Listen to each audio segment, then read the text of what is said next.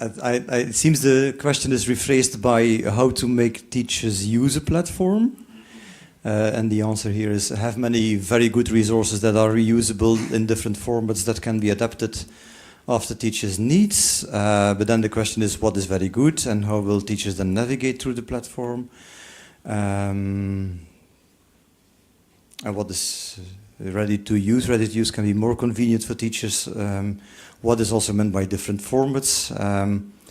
Then we looked at the classement portal again, where you have the bottom-up approach, and then the act of uploading itself is already a big step for teachers. So they make the good content, they make the community.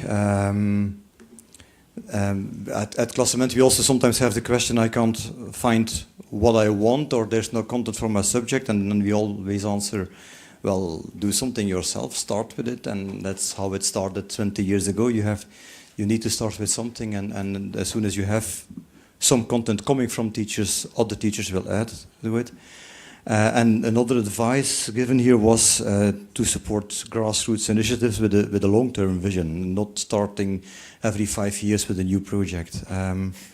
For me personally, the question how to make teachers use a platform is really strange question, because if you have to make teachers use a platform, your platform won't be successful. If it's good enough, they will come automatically.